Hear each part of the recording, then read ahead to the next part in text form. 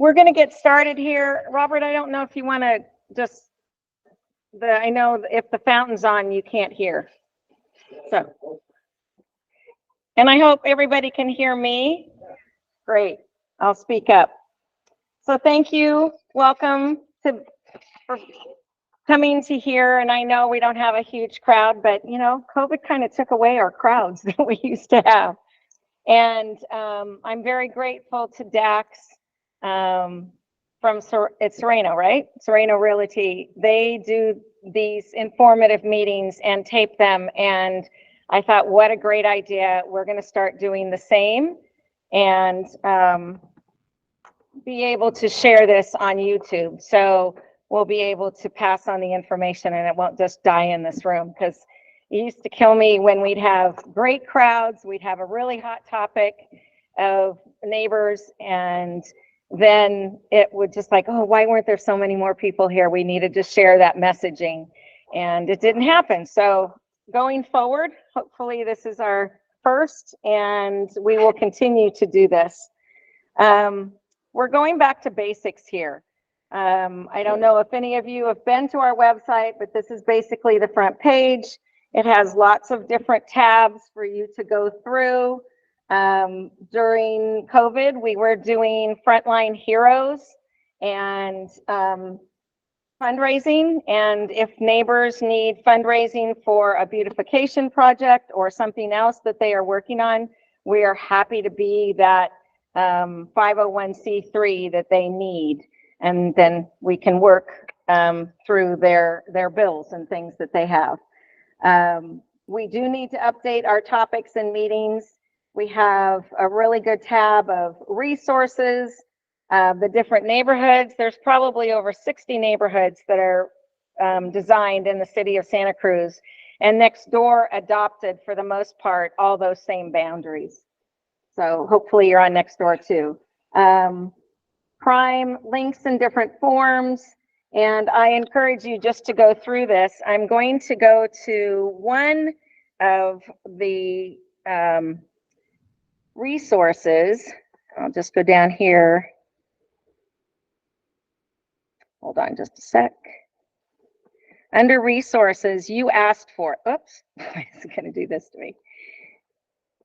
Under resources, you asked for it.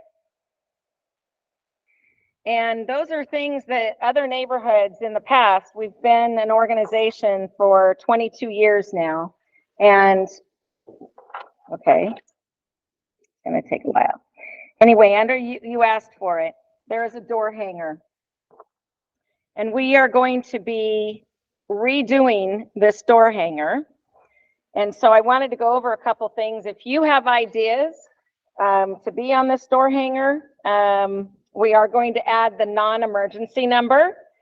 We had it on there, and we had a police chief at one point that went back and said, no, we just want you to call 911. So we're putting the non-emergency number back on. We are also listing CRISP, which I will go over. It stands for Community Request Service Portal. And we are making changes to add, let me see, what is this? Large bulky item pickups, which comes from Public Works, that you probably will need. And one other one, that was going to be added to, is distinguishing the light poles, whether they are wood or metal. If they are metal, they are a city pole. If they are wood, they are PG&E. And that's the two different numbers you need to call if you happen to have a light out. If you have any other things that you think should be added to this, please let us know, as we will be publishing the new door hangers, which is a great way to go over and meet your neighbors. And I realized I didn't introduce myself. So I'm Deborah Elston. I am with Santa Cruz Neighbors, and I am the current president of our board, and we are a 501c3.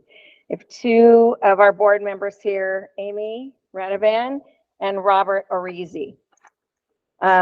We work with neighborhoods throughout the whole city and try to help you not be the ping pong ball between departments and what to do and where to go when you have a problem or an issue. Really, we encourage you, use us for these types of things that come up in your neighborhood. And I gave you kind of an outline of the things we're going to go over and things that we can help with. So the next thing I want to show you is Crisp, which is on the city website, and you can literally type in on the search Crisp, C-R-S-P, and it will come up. Again, community request, and there's a little tab, a little highlighted community request for service portal. And you can click on that. You can have this app on your phone or anywhere. And you can report lots of different things. And it all goes to various different departments.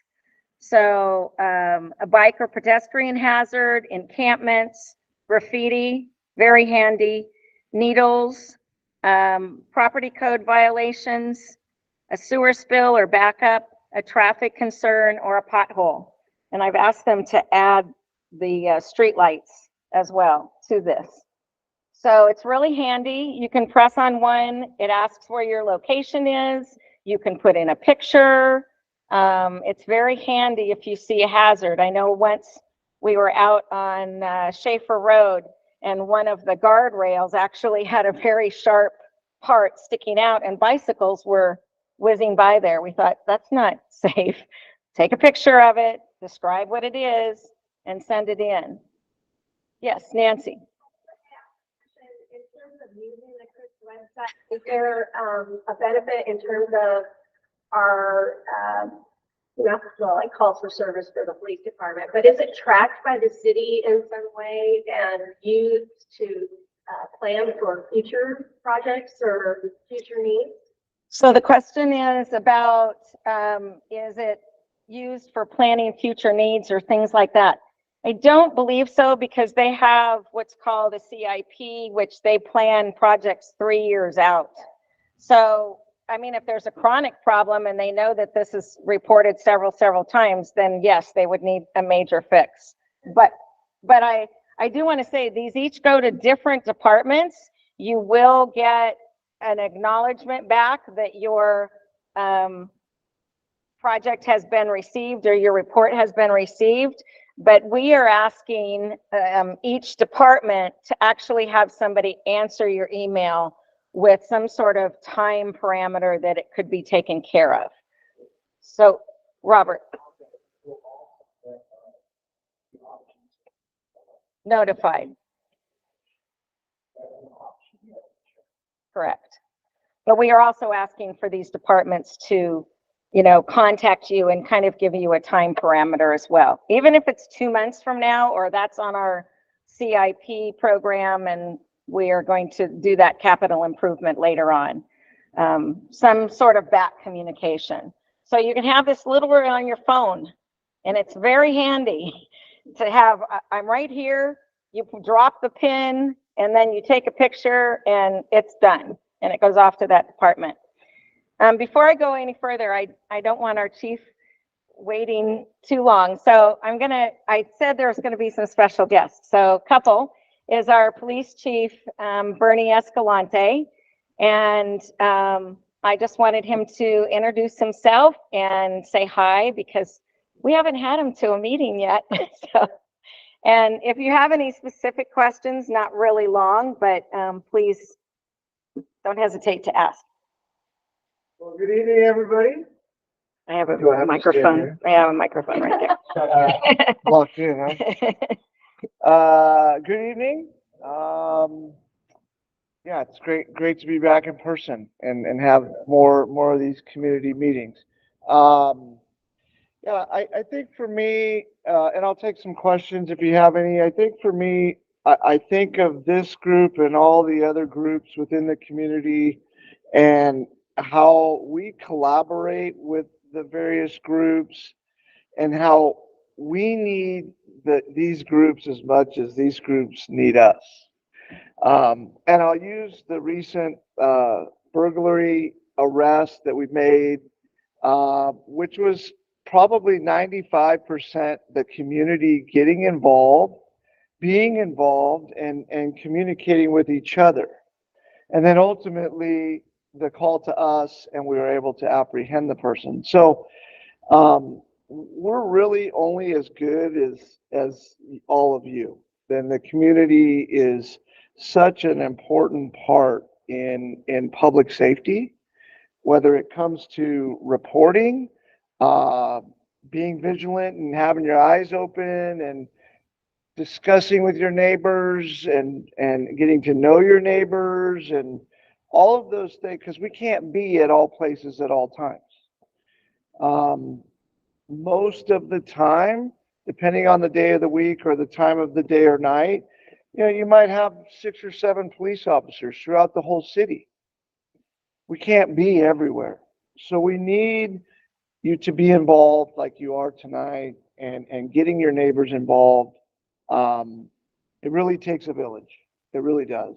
And so I encourage you to stay involved. I appreciate you getting involved.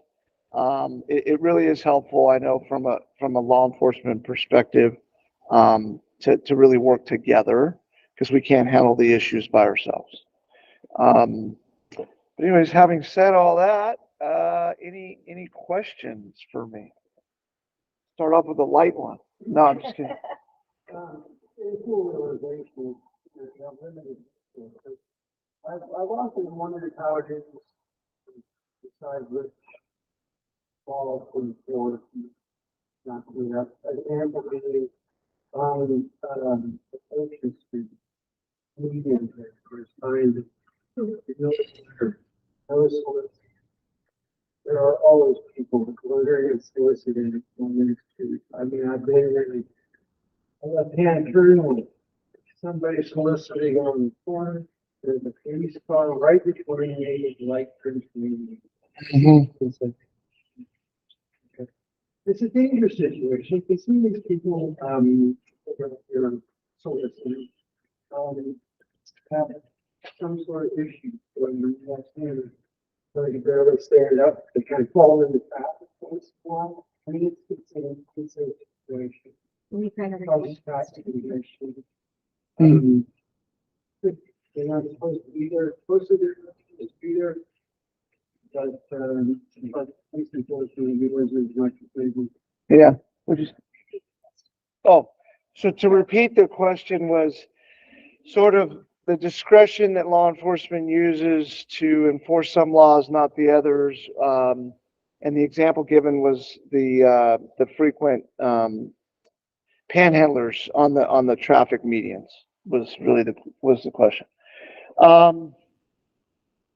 So something so simple actually is very complex, and I'll try to sum it up as quick as I can. Recently, we've been advised that our ordinance of being on the median to solicit for food or for money is unconstitutional. It's a freedom of speech, First Amendment right for them to panhandle. Now, we can still cite them for being, it's more of a vehicle code. It's not our municipal ordinance, because they're not supposed to be there. I think the real challenge is, well, a few things. One is they're there for a reason, because they get a lot of food and they get a lot of money. That's why they keep coming back. And I make that point because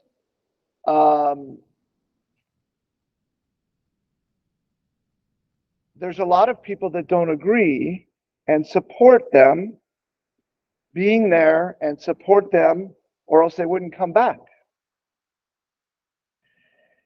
Now, that's one piece of it. The other piece to it is the overall criminal justice system. And we're very challenged in the state of California with certain laws and legislation. And I would just ask that everybody realize that the police department's one cog in the wheel. So typically what happens is if we stop that person and write them a ticket, that ticket will ultimately go to a civil assessment. They don't get arrested for it. So what that means is when they apply for a loan or something like that, go to buy a vehicle, their credit is got a mark on it. I think we all know where I'm going, right? They don't care about the credit. They don't go to jail. They don't get prosecuted in courts for that offense, right? So I think that there's a piece of frustration and it's hard to keep staff motivated to focus on that problem when nothing changes. Even with a citation, nothing changes. That's my challenge internally. We don't completely turn a blind eye. I think my challenge is to get everybody to not turn the blind eye. Part of the challenge, though, is, and I say this all the time, the police department doesn't create the culture of this community. The community creates the culture. And those people are out there because they're making money. They're making a lot of money. So, I hope I answered your question. There are a lot of challenges, legal hurdles sometimes about whether we do or don't. I can't tell you every circumstance. Maybe an officer is on his way or her way to a call for service. But I think there's also a small piece there that's probably frustration that they know that citation is not going to result in any real results other than maybe 30 minutes, they go away and then they come back.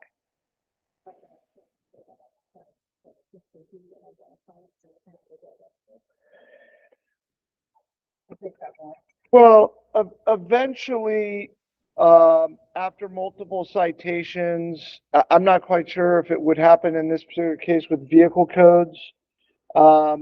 Vehicle codes probably will eventually go to a warrant. Okay, so if I cite you multiple times, eventually you don't go to court, and then that will go to a warrant. Most often what that means is it's since the severity of the offense is pretty low, I'll write you another ticket with another court date. It's called an ORable warrant. So I'll write you a ticket with another court date to give you another chance.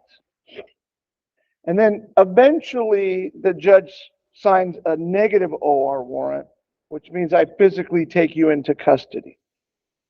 Okay? I now take you into physical custody. I take you to the jail. You get processed.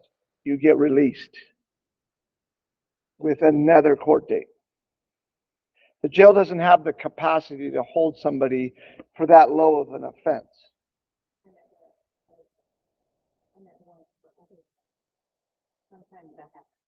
Oh, okay. Yeah. So I could contact the individual and they have warrants from another county that are warrants for narcotics offenses, something a higher level of offense than standing in the median.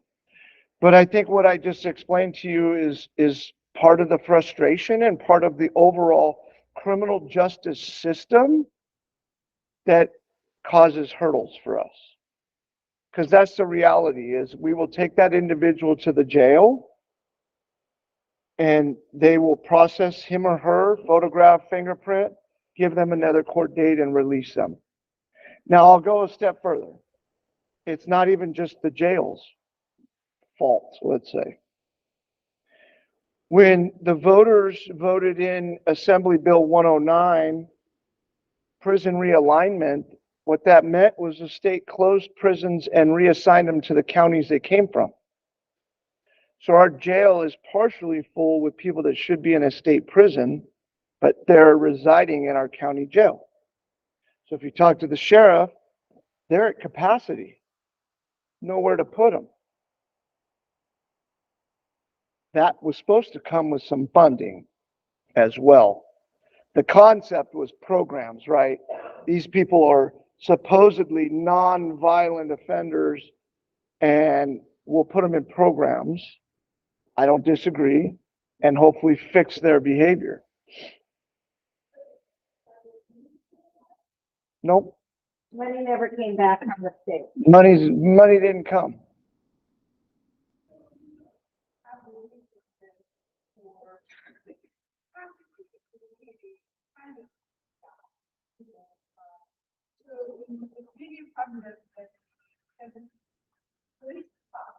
Yes, ma'am. Yes. I'm sorry, I see them every morning, and I try to get Highway 72, and they would really have their uniform, and when you're ready to say anything, they first ask you, ask somebody, but soda on my window, so they're not, average people who are actually, that's the social public. Mhm.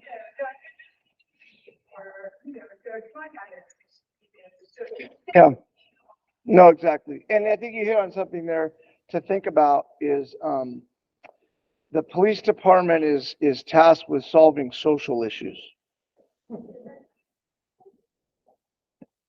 Maybe, maybe not, right? So I hope I answered your question. It's a very long-winded answer because I think the system itself is very complex, and it's not just a simple cite them or don't cite them. But it certainly is, if it's set up as a priority for the community, then we can really put resources at it. But we only have so many resources as well. So I hope I answered your question. Yeah. All I was going to say, I really like your point about that the community creates the culture of the community, not the police department. But I think what you're saying too, in response to this gentleman over here, is that we as a community need to acknowledge and recognize that some of the decisions that we're making at the ballot box are making it harder for our law enforcement and also other city departments to do their jobs in the way that we expect them to. And I would just say, really encourage people to read your ballot measures, understand exactly what you're voting for, because I think a lot of what we see, and at least what I'm hearing from my neighbors when they're complaining about stuff, they don't understand that it is the way that it is because these measures were passed, and they just didn't understand the ramifications. And I just put that out there. Yeah, I often tell people to really pay attention. A really great example is Proposition 47, and the title of that proposition was Safe Schools and Neighborhoods Act. And what Proposition 47 did was decriminalize the possession of heroin and methamphetamine, as a small example, from a felony to a misdemeanor. So now, when we come across somebody in possession of a small amount, but usable amount, we write them a ticket instead of taking them to jail. But that proposition was called Safe Schools and Neighborhoods Act. And the state of California overwhelmingly voted for that. So, to your point. And I want to say thank you. Yeah. For everything Yeah. you are doing with your department, and I do understand that you are understaffed at this point, and the resources are limited, but I appreciate what is being done. Yeah. No, trust me, I wish we had a lot more officers to do a lot more things proactively instead of reactively, such as the point you made, and really stay on those folks and keep them out of those areas. It is really a challenge of prioritizing the needs of the community. Robert. Bernie, I think we should all acknowledge that the solution to the problem that Michael brought up is up to us. We have to tell what we want. And let them know where they can donate resources to help. The beginning of her is a great many resources. We don't have to pass it. I agree with that. Yeah, and I really don't want to belinger this topic anymore than that, but it's the issue where, people go to try to reduce the prison population. It's expensive to keep people in jail. It's not productive to keep people in jail. So we don't put people in, arrest people. There should be resources to address why they're out there in the first place. Totally agree. I We're not putting people in jail, but we're not, it's, what you presented to me was either, well, either ignore it or we put it in jail or why you're 50%. Yeah. You know, And I totally agree. Right? You heard a lot about the prison realignment and how much money the state was saving. Kick down some of those funds so we can run those programs. I don't believe that incarceration is the answer to the social issues, but you also have to think about something as just from a law enforcement perspective. That's what we do. We're not in charge of social issues and getting people into programs. That's not our role. Our role is to respond, keep the peace, separate, write a ticket, take somebody to jail. I often tell people, we're just a Band-Aid. First responder Band-Aid. The programming, I totally agree, but that's also not our role to do that part, right? To address the social issues. So we're on the same page. We really are. Any other questions? Hit me with the easy one right out of the gate. That was a great answer. Thank you very much. Yeah. Very informative. You said that you've been advised to let those panhandlers. Been advised by who? Oh, our city attorney's office provides direction on just the ordinance. So the city ordinance is an infraction, municipal code ordinance. But like I said, there's also the vehicle code violation, like a stop sign violation that you get stopped for. That is an option for us. It was just that one piece that we refrained from using. Questions? Well, again, thank you. And I really encourage it and like you getting involved. It's really helpful for the whole community. So thanks. Thank you, Greg. All right.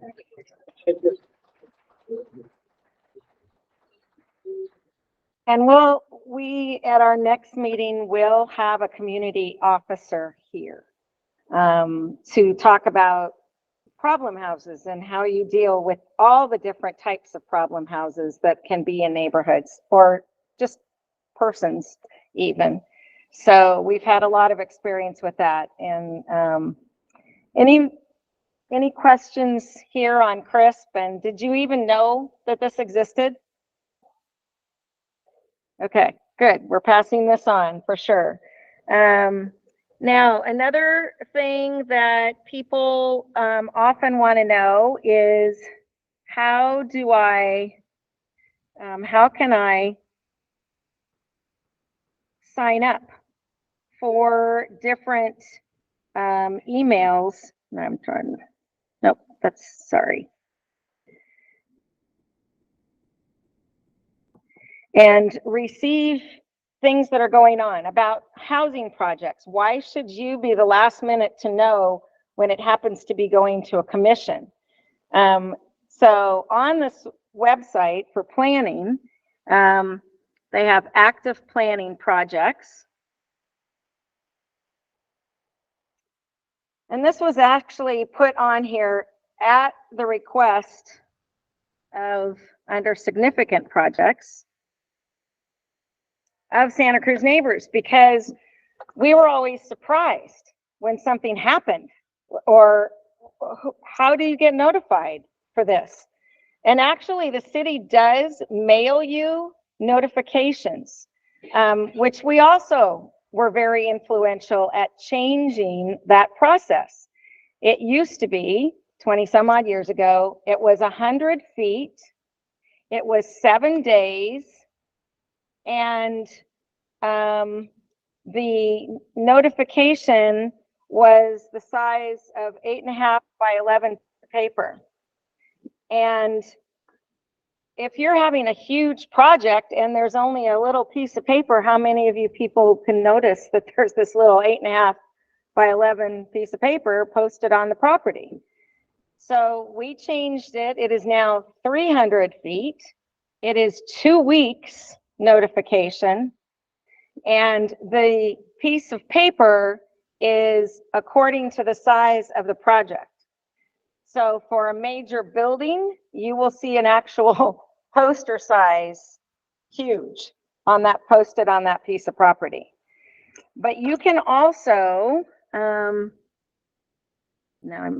these are a lot of different, it even includes addresses of people that are, maybe adding to their houses or anything. This lists all the projects, all down here.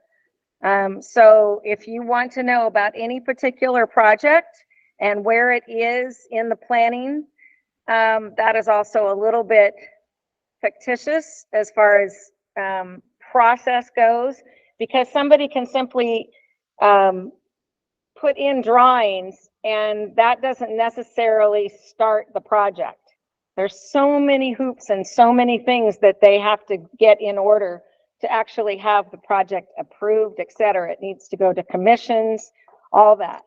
So I encourage you to, here's a good space to look at all the different projects that are going on.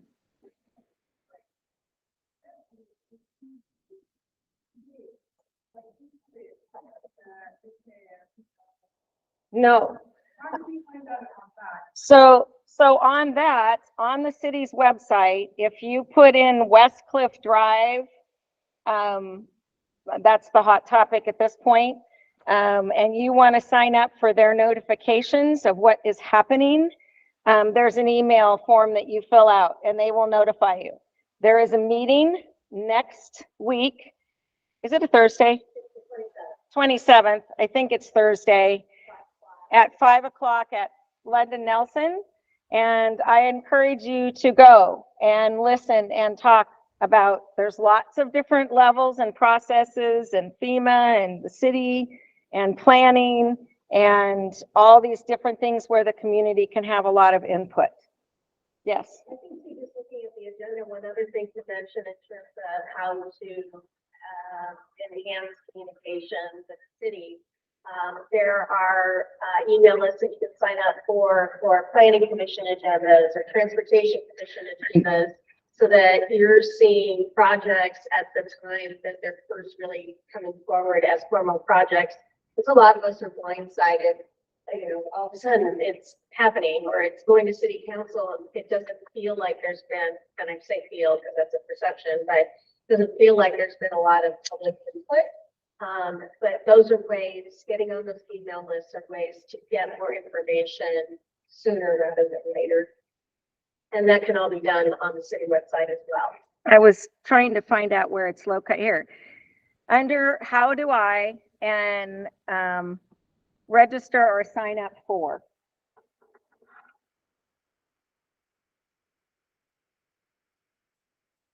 And you can sign up for bicycle classes, garbage, news, and notifications is what it's under.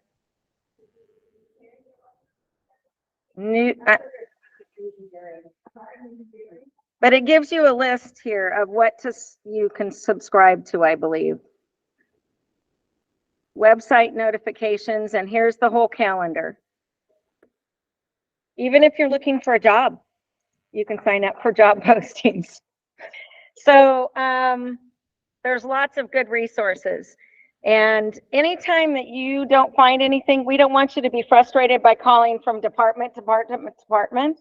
I've been that ping pong ball. I don't want to be the ping pong ball. But if you can't find the answer somewhere, if you contact us, we will get that answer for you and get back to you, so that you don't have to be the ping pong ball calling all the different departments. You can call, send an email through our website. At the very bottom, there's an email that you can send through. So one of these things that, if you want to know council meetings and notifications, our other special guest is Renee Golder. So can you come up, Renee? I really want to let people know that our council members are so accessible.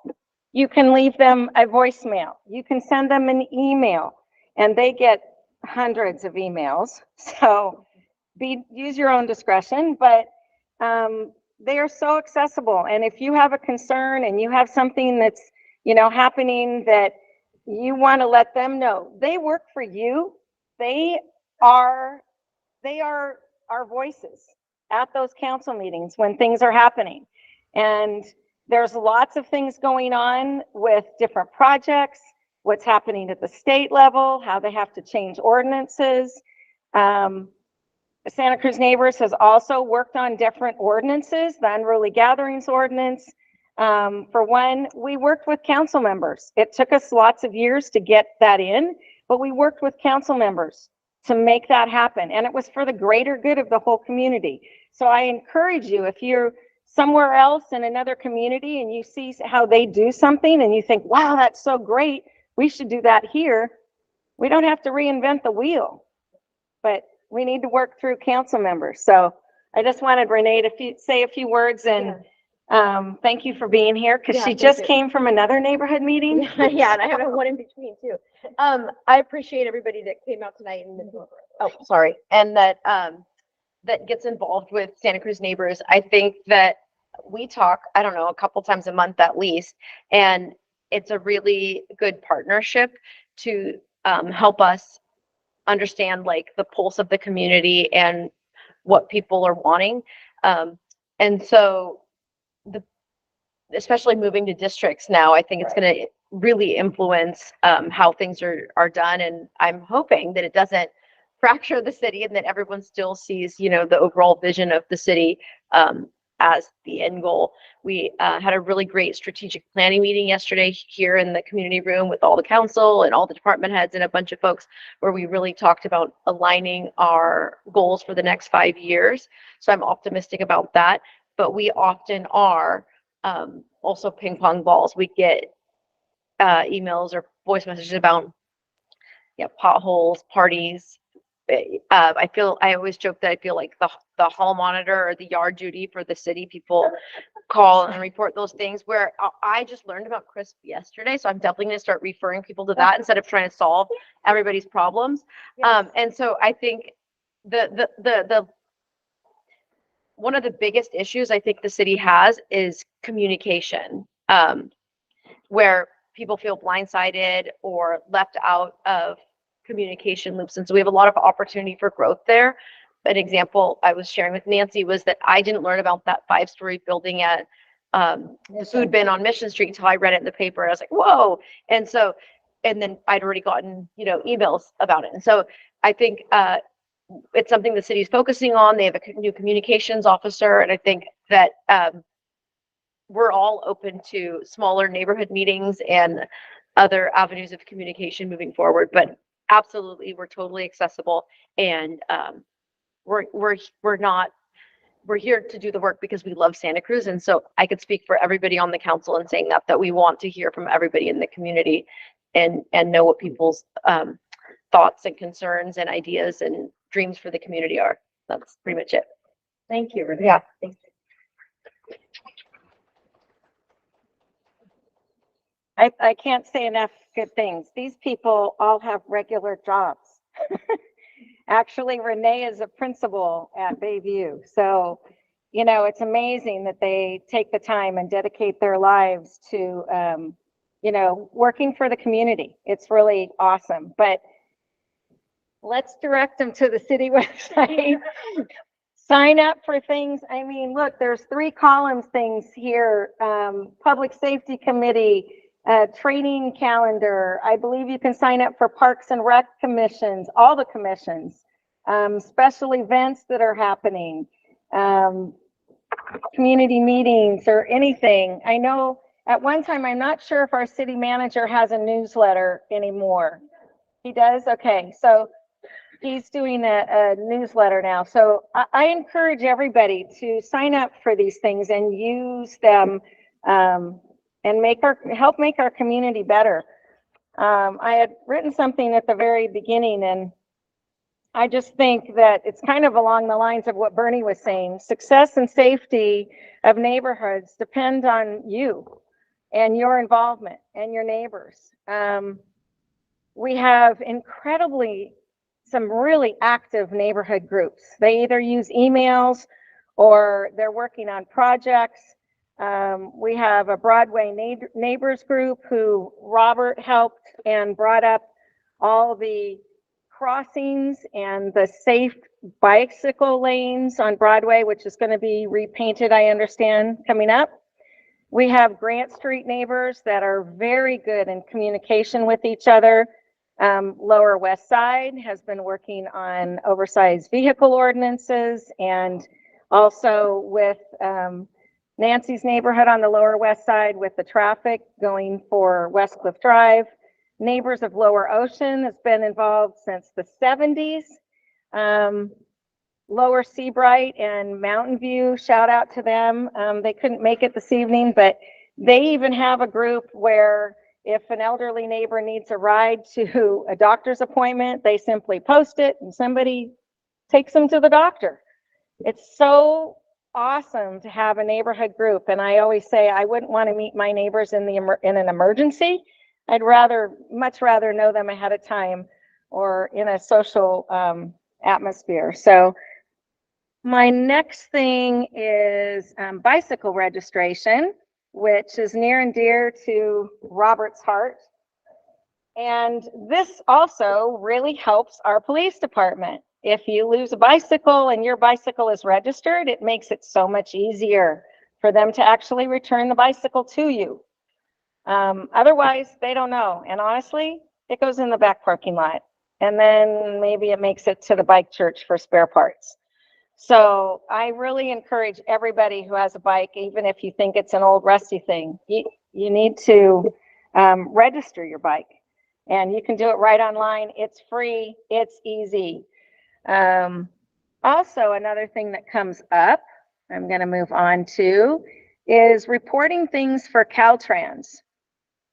And so you just simply go to the Caltrans report. And they used to make it really super easy, but now they've changed let me see, where is it?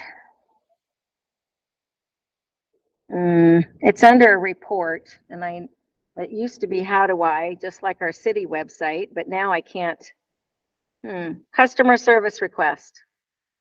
We happen to be, I believe it's in District 4, and it's very similar to the CRISP, where you simply put in your information, you drop a pin where it is and on the map. And this could be as simple as I see a campsite, let's say, right when you go you're on Highway 1 and you're making the split to go 17 or Highway 1. Is everybody there? And there's this triangle. And we've actually had people that were camping in this triangle. They had to run across the freeway in order to get in. To me, that's just, I hope I don't ever run in. And there were people running their bicycles over there too. Kind of crazy. So if you see campsites parked along the freeways or under overpasses or anything like this, that is not a good place. We just had a fire over off of Branch 40 on the freeway side. Not exactly how it started or whatever, but I would encourage you to, report to Caltrans, and they will come and take care of it. They will also take care of graffiti on walls. So if there's a whole bunch of graffiti on walls going down Highway 1 or whatever, they'll take care of that too. It's just a matter of reporting it to them. And we have a really good, again, another really good partnership. Our police department and our city have a really good relationship with Caltrans. So it works. Yep.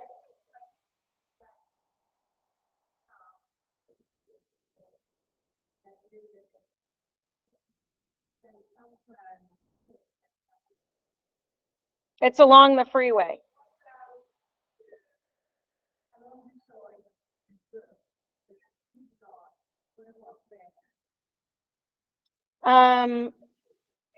That might be the sheriff along Highway 9.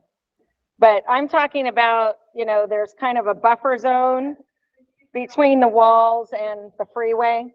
Yeah. So that's where you would report this. These things just all came up in a neighborhood meeting. Over by where Branciforte Creek is, and over in near Lee Street and Grant Street, they've had some issues there. And just very simple, report it to Caltrans. I also wrote down, like, why should I know my neighbors? And I said, you know, there's so many reasons. There's so many reasons to get out and meet your neighbors, even if it's just to just say hi and know who they are. We have block parties, and this year our block parties are going to be the end of August. Since everybody's starting school earlier, we are going to go a month earlier, and hopefully we picked a weekend where there's not so many activities. Because when we had it in September, there was like 5 other things that you could do on that weekend, which is so typical of Santa Cruz. We live in a very active community, but we are going with the 26th and 27th of August. And I encourage you to have a block party, and simply say, come on out on the street, meet your neighbors, you know, say hello. We're tending to now even influence some people in the county. We don't sponsor those, but we will work with you if you sign up with our applications and everything, to have it in the city of Santa Cruz. So I encourage you to do that. Yep. Really great for Santa Cruz neighbors for the block party, because we actually fill out an application. They shepherd it through the city process. I think the fees are waived if you do it on that particular weekend, and it helps facilitate just the planning of an actual event. We've done it a number of times now in our neighborhood with different people spearheading it, but it's always Santa Cruz neighbors, so it's been a great partnership. Really, all the neighbors have to do is plan the party. Get your neighbors out on the street. And also, we'll happy to help. I can't tell you how many neighborhoods I've walked in this city, to just go collect emails from all the neighbors and say hi, and we're getting organized. I encourage you to do that on your block. If you don't feel like it, again, contact us.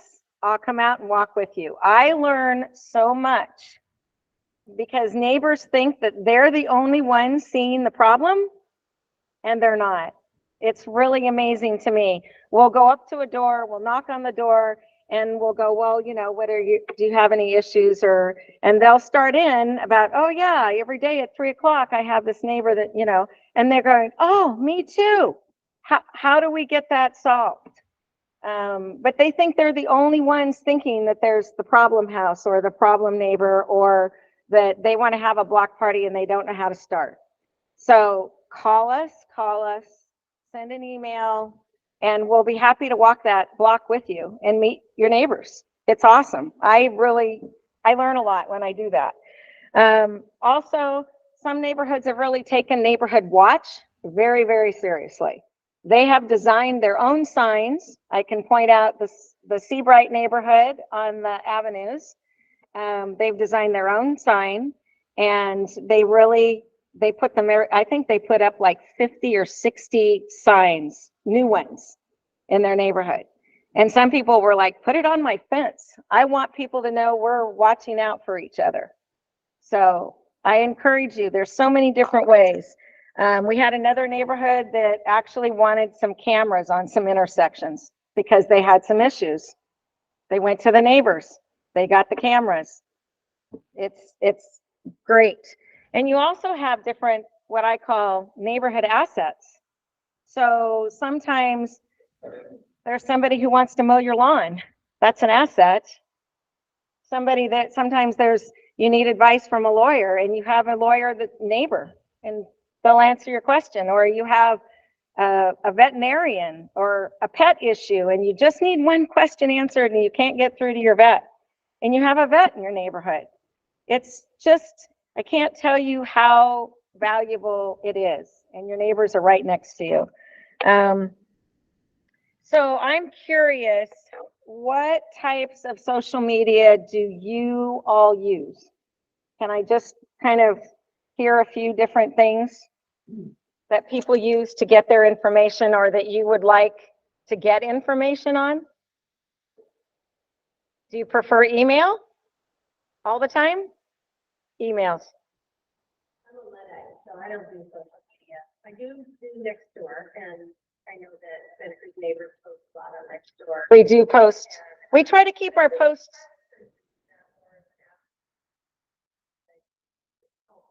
Yeah. So there is Nextdoor, and I encourage people to sign up for Nextdoor. We try to keep our emails very limited, maybe twice a month, maybe 3 times. I get barraged with emails, so less is better. Anything else? People use Twitter. How about you guys? Instagram? See, I'm not on Instagram and I'm on Twitter. And you'll go to YouTube to watch things, right? Okay. Let me see. What else do you think neighbors want to know about? Next session, I promise, will be a lot more lively. And Bernie mentioned the burglary case. I can't tell you, the neighbors really made that happen. They were all communicating, and they all brought it forward. And then I called them and said, they thought it was all over at that point. He's arrested. It's okay. We're done. And I called them and said, no, I'm really sorry. And they said, what do you mean? And I said, now we're going to follow him through court. So we'll go into those types of things. I encourage people to follow things through court. Yep.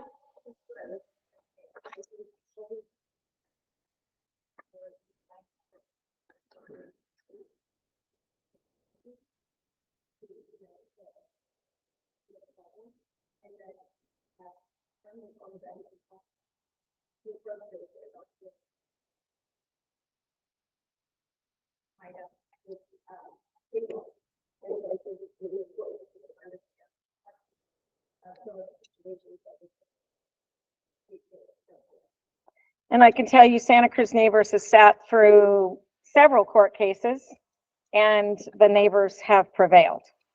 So that's kind of a good thing. And it's really worth it. It's an eye-opening experience. So we'll go through those types of things. We even have on our Santa Cruz neighbors website, we even have it mapped out on what happens with a felony, what happens with a misdemeanor, and the different processes. And next week, we'll also talk about how do you sign a citation? How does that feel? I have personal experience there too. So there's lots of different things. And so I promise next meeting will be a lot more lively, and I hope you will bring more friends and everything. And if you have things that you want covered, like I don't understand, I don't understand. That was a great question on panhandlers. And I've had experience with panhandlers as well, but then I've watched them, and this was before all the Prop 47 and things. I watched them get arrested, and I'd go up and ask the officer, why? Why is he getting arrested? Because he had a warrant out for his arrest. So I'm a little stubborn. I will still call those people in because I feel it's extremely unsafe. And it depends on their kind of behavior too. But especially on the freeway, on Highway 1 and 9, not a good idea. Yes. Suggestion for a future meeting. I know a lot of times it's really interesting and informative to hear directly from city staff about things. And citing someone, let's say, well, having a police chief here is great. But knowing in advance what department's going to come. And I think for me, planning would be really interesting. What are the big changes that are going on in Santa Cruz, and why is that happening? What are we doing as a community?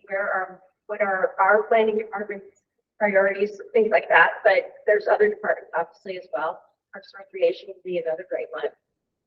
Parks and Recreation, I don't know how many of you got to fill out the survey for San Lorenzo Park, but there's some big plans. If you want to be on an exciting commission coming up, there's some big plans for that, and there's so many possibilities. It's very exciting.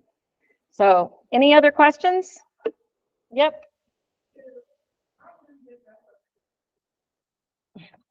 And I have always just heard about joy. I've been the Senate Committee for 30 years. And I have not been successfully being down anything, anywhere, website, anybody, kind of comment, kind of comment about what is the really kind of